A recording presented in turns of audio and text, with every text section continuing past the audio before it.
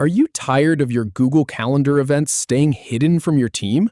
Learn how to make any event public in under 30 seconds.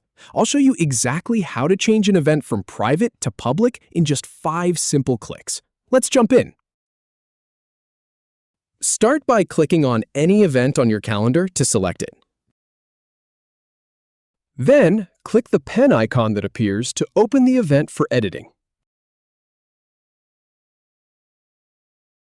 In the event details, find the visibility setting and click on Private. Now, change it to Public so the event is visible to others. Finally, click Save to apply the changes. And that's it. Your event is now shared. If you have any feedback or if any info is inaccurate, please leave a comment below. We'll do our best to answer or redo the video if needed. Thanks for watching.